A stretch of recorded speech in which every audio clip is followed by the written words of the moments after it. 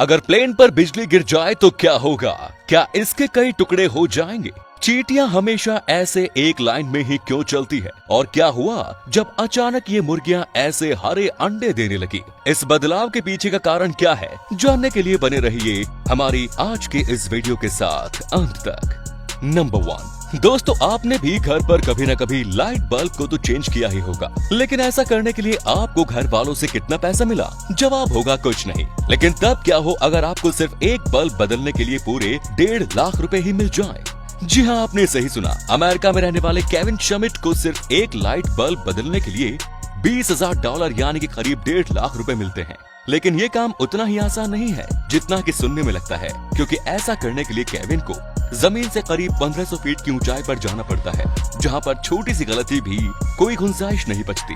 Kevin की तरह ही दुनिया में ऐसे बहुत से लोग हैं जो कि इस काम को अंजाम देने के लिए 15 से 20 लाख रुपए तक भी चार्ज करते हैं। ये काम दुनिया की सबसे हाई पेइंग जॉब्स में से एक है। नंबर 2, भारत समेत दुनिया भर में अंडों का व्यापार बड़े पैमाने पर किया जाता है और इन अंडों को तोड़ने पर उनके अंदर से पीली जर्दी निकलती है। लेकिन क्या आपने कभी हरे रंग की जर्दी वाला अंडा खाया है? जी हाँ, आपने बिल्कुल सही सुना। केरल में रहने वाले AK शिहाबुद्दीन एक पोल्ट्री फार्म के मालिक है और वो तब हैरान रह गए जब उनकी मुर्गियां अचानक से हरे रंग के अंडे देने लगी। जिसके बाद उन्होंने उन अंडों के पिक्चर्स को अपने फेसबुक अकाउंट पर साझा किया और देखते ही देखते ये खबर पूरे देश में आग की तरह फैल गई और कुछ एक्सपर्ट्स शिहाबुद्दीन की मुर्गियों पर रिसर्च करने के लिए उनके पास आ पहुँचे। उन्हें पता चला कि उनकी मुर्गियां कुछ ऐसा खाती हैं जिसकी वजह से उनके अंडे की जर्दी हरे रंग की हो जाती है। क्योंकि जब उनकी ये मुर्गियां उन एक्सपर्ट्स के पास थी तो 1 महीने के अंदर ही वो नॉर्मल पीले रंग के अंडे ही देने लगे। लेकिन फिर शिहाबुद्दीन ने उन्हें बताया कि वो मुर्गियों को नॉर्मल डाइट ही देते हैं। जिसके बाद फिर एक्सपर्ट्स ने बताया कि हो सकता है उनके घर के पास कोई ऐसा खास पौधा मौजूद हो जिसे खाकर वो हरे रंग के अंडे देने लगी हो। पर ये पौधा आखिर कौन सा है, ये बात वो भी नहीं जानते। नंबर 3, दोस्तों आप सभी ने भी चींटियों के झुंड को खाना ले जाते हुए देखा ही होगा, लेकिन क्या आपने कभी सोचा है कि ये चींटियां हमेशा एक लाइन में ही क्यों चलती हैं? तो आपको बता दूं कि जब चींटियां भोजन की तलाश में अपने घर से बाहर निकलती हैं, तो वो चलते समय अपने पीछे फेरोमोन नाम का एक केमिकल छोड़ती जाती है, जिससे कि उसके साथी उस फेरोमोन को सूंघकर सही रास्ते का पता लगा सके।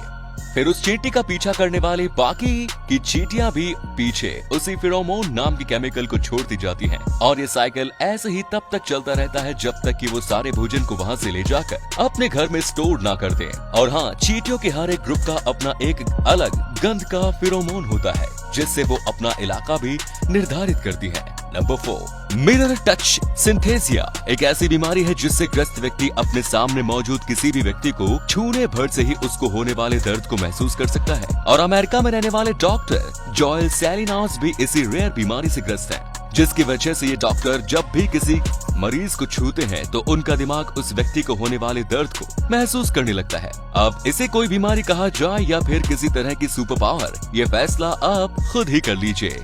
नंबर 5, कंगारू एक ऐसा जानवर है जिसकी जिंदगी भर हाइट बढ़ना बंद नहीं होती। जैसे कि इंसानों में 21 साल की उम्र के बाद हाइट बढ़ने की प्रोसेस बंद हो जाती है, लेकिन कंगारू के केस में ऐसा नहीं होता। ये अपने पैदा होने से मरने के समय तक लगातार बढ़ते ही रहते हैं। नंबर 6, फैशनिस्टा बनना कोई आसान काम नहीं। सर से लेकर पांव तक खुद को मेंटेन करके रखना पड़ता है, जिसमें नेल पॉलिश एक अहम भूमिका निभाती है। और आप सभी तो जानते ही हैं कि नेल पॉलिश और लड़कियों का तो जन्म का रिश्ता है और वो इस पर हजारों रुपए भी खर्च कर देती है। लेकिन क्या एक नेल पॉलिश के लिए करोड़ों रुपए खर्च करना जायज है? देखिए इस नेल पॉलिश को, ये दुनिया की सबसे महंगी नेल पॉलिश है और शायद ही कोई लड़की इसे खरीद पाना अफोर्ड कर पाती होगी, क्योंकि इसकी कीमत है $2.5 लाख यानी कि 1.78 करोड़ रुपए।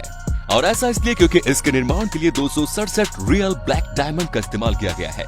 नंबर 7, जब भी कहीं बिजली गिरती है तो वो आसपास में मौजूद एरिया को तहस नहस करके रख देती है। तो ऐसे में मन में एक सवाल जरूर आता है कि आसमान में उड़ने वाले इन प्लेन्स पर बिजली गिरने पर क्या होता होगा? उसके तो परखच्चे ही उड़ जाते होंगे। तो आपको बता दूं कि एरोप्लेन को कुछ इस तरह से डिजाइन किया जाता है कि लाइटनिंग स्ट्राइक का उस पर कुछ भी असर नहीं होता। जहां एरोप्लेन का बाहरी ढांचा पूरी तरह से एल्यूमिनियम से बना होता है, वहीं उसके अंदर कॉपर फॉयल की लेयर का इस्तेमाल किया जाता है, जिससे कि उसके ऊपर टकराने वाली बिजली बाहर से ही रिफ्लेक्ट हो जाती है और प्लेन्स के अंदरूनी ढांचे तक पहुंच भी नहीं पाती। इतना ही नहीं, लाइटनिंग स्ट्राइक से पूरी तरह से सुरक्षित बनाने के बावजूद भी एरोप्लेन को मौसम खराब होने की स्थिति में उड़ाया नहीं जाता और यदि उन्हें किसी कारण से उड़ाना भी पड़ जाए तो पायलट लाइटनिंग स्ट्राइक वाले एरिया से काफी दूर से होकर ही गुजरते हैं। अब ऐसे में उन्हें चाहे कई किलोमीटर दूर का फासला ही क्यों न तय करना पड़े, उनके द्वारा लाइटनिंग स्ट्राइक को अवॉइड करने की हर मुमकिन कोशिश की जाती है।